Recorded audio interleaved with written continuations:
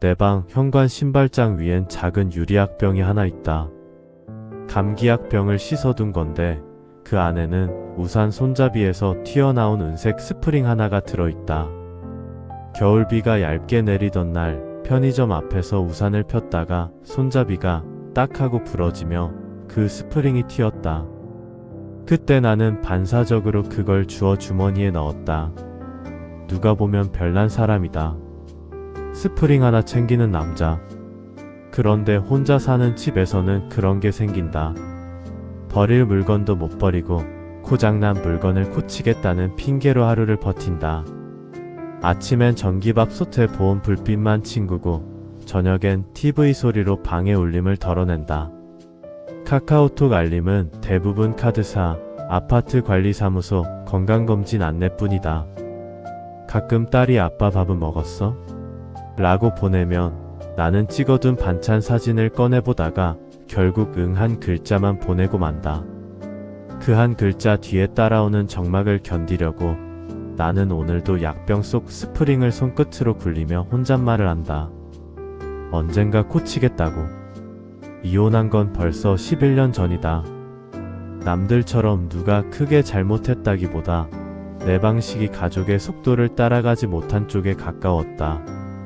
나는 시내버스 운전을 오래 했다. 새벽 첫 차부터 막차까지 손님 안전이 전부라는 마음으로 살았다. 집에 와서도 그 마음이 꺼지지 않아 신발은 방향을 맞춰놓고 불은 필요할 때만 켜고 물건은 제자리에 있어야 편했다. 반면 아내는 집을 쉼으로 만들고 싶어 했다. 딸이 커갈수록 집은 더 부드러워져야 했는데 나는 더 단단해졌다. 딸 학원비를 줄이자고 했다가 아내가 당신은 늘 숫자만 보고 사람 마음은 안 봐라고 말하던 날이 아직도 생생하다. 그 말이 틀렸다고 우길 힘도 맞다고 인정할 용기도 없어서 나는 계속 운전대를 잡는 쪽을 택했다. 결국 각자 나이 들수록 서로의 생활이 서로를 힘들게 했고 마지막엔 법원 앞에서 서류를 받아들고 나란히 서 있었다. 누가 울거나 소리를 지르진 않았다. 다만 돌아서면서 나는 내 손에 남은 게 습관뿐이라는 걸 알았다. 습관은 혼자서도 유지되지만 외로움은 혼자서 유지가 안 된다. 퇴직하고 나서는 아파트 단지 재활용 분리수거 도우미 일을 했다. 새벽에 내려가 종이박스 테이프를 뜯고 투명 페트병을 눌러 공기를 빼고 사람들이 몰래 버린 음식물 봉투를 찾아내는 일이다. 젊은 사람들은 아저씨 수고하세요 하고 지나가지만 그 말이 따뜻한 날도 있고 나를 관리소 부속품처럼 느끼게 하는 날도 있다. 혼자 사는 생활은 딱 이런 식이다. 내 역할이 끝나면 아무도 나를 찾지 않는다. 웃긴 건 분리수거장 옆에 우산 보관함이 생겼는데 비 오는 날마다 누군가 우산을 바꿔 가져간다는 거다. 내 우산도 한번 사라져서 나는 이름표를 붙였다. 그런데 그 이름표도 비에 젖어 흐물흐물해져 결국 손잡이 스프링이 튀어나간 그 고장 우산만 남았다. 고치려면 새 우산을 사는 게 싸다는 걸 알면서도 나는 고치겠다는 말로 나를 달랬다.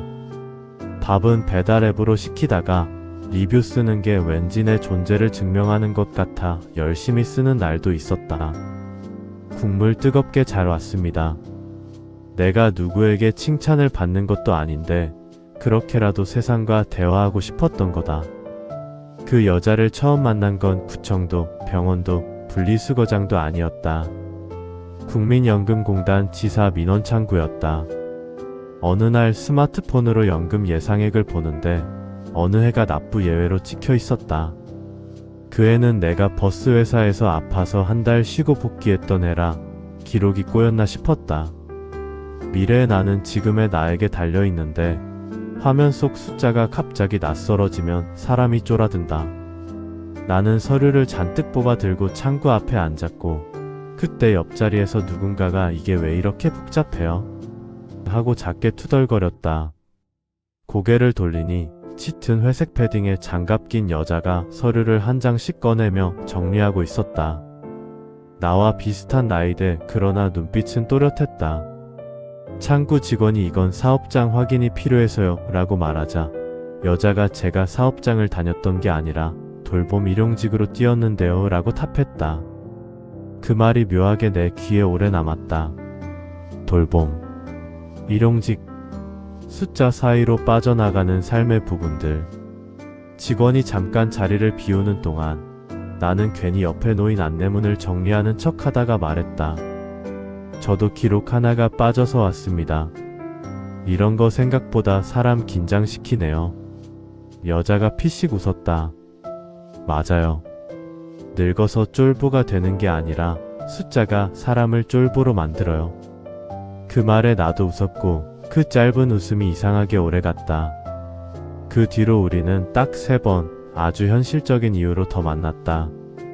첫째는 사업장 확인 서류를 받으러 버스 회사 총무과에 갔다가 담당자가 이거 국민연금 쪽에서 공문으로 요청해야 빨라요라며 밀어서 다시 공단을 가야 했을 때였다.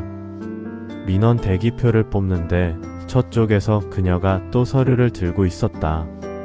서로 얼굴을 보자 이상하게도 반가움보다 동지애가 먼저 올라왔다. 둘째는 건강보험료 지역가입자 산정 때문에였다. 퇴직 후 소득은 줄었는데 보험료 고지서는 줄지 않는 느낌이 들 때가 있다.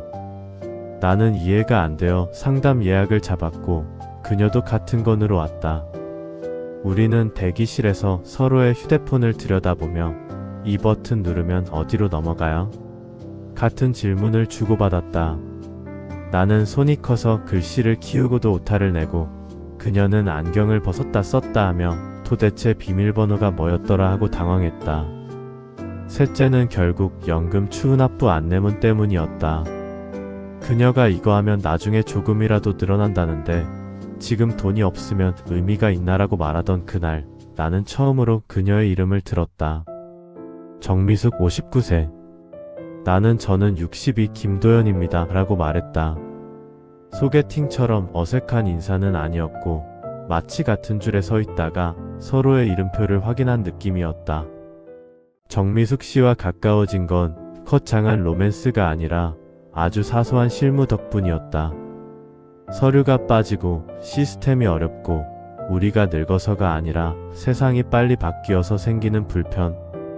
우리는 서로를 도와주면서 자연스럽게 연락처를 저장했다. 도연 씨 공단 앱에서 서류 제출할 때 사진이 흐리면 반려된대요. 창문 옆에서 찍어야 해요. 미숙 씨 추후납부는 일시납 말고 분할도 가능하다네요. 상담 받아보시죠.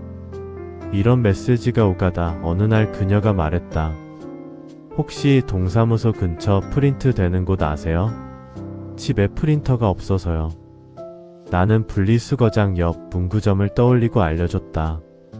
다음날 그녀가 문구점에서 프린트가 안 된다고 당황해서 전화를 했고 나는 퇴근길에 들러 프린터 설정을 같이 만졌다. 종이가 걸려서 우리가 둘 다 허리를 굽히고 이리저리 들여다보는데 사장님이 두 분 신혼이시네 하고 던진 농담에 우리는 동시에 아니요 라고 소리쳤다. 그 순간이 참 우스웠다. 우린 신혼은커녕 각자의 이혼 서류를 통과한 사람들이었으니까.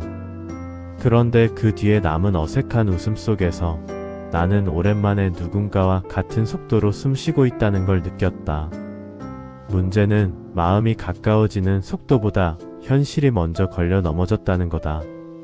우리가 처음으로 밥 한번 먹을까요?를 진짜로 실행하려던 날 나는 내 전세계약 만료 문자를 받았다. 2년이 금방이다. 집주인이 보증금을 올리겠다고 했다.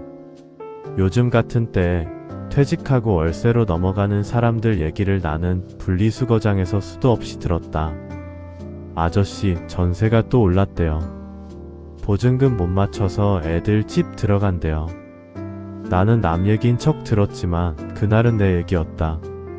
내 연금 예상에 국민연금과 퇴직연금 합쳐도 손에 쥐는 현금 흐름이 빠듯한데 목돈을 더 넣으라니. 정미숙 씨도 사정이 비슷했다. 그녀는 이혼 후 작은 빌라 전세로 살다가 자녀 결혼 때 보태주려고 보증금을 일부 빼준 뒤로 월세를 살고 있었다. 월세는 매달 도망갈 구멍이 없더라고요. 그녀는 웃으며 말했지만 그 웃음이 가볍지 않았다. 우리는 서로를 좋아하게 된 게 아니라 서로의 재무상태표와 마주하게 된 느낌이었다. 연애는 마음으로 시작해도 50대 이후는 계약서가 끼어든다. 그리고 그 계약서가 우리의 유일한 장애물이 되었다. 돈, 정확히는 주거와 연결된 돈. 그날 저녁 우리는 동네 주민센터 옆 작은 분식집에서 떡볶이를 먹었다. 프랜차이즈 카페는 시끄럽고 비싼 커피를 앞에 두면 괜히 말이 멈출 것 같아서였다. 떡볶이 국물에 김말이를 찍어 먹으며 나는 먼저 내 상황을 말했다. 보증금 올려달라네요. 대출은 더 받기 싫고 월세로 가자니 숨이 막힙니다. 그녀는 젓가락을 내려놓고 한참 생각하더니 아주 솔직하게 말했다. 저도요. 그래서 겁나요. 사람은 좋은데 같이 살자고 하면 내 월세가 줄어드는 계산부터 하는 내가 싫어요. 그 말에 나는 마음이 아프면서도 오히려 믿음이 생겼다. 이 나이에 솔직함은 용기다. 나는 말했다. 계산하는 게 나쁜 건 아니죠. 우리 서로를 이용하자는 게 아니라 같이 버티자는 거면.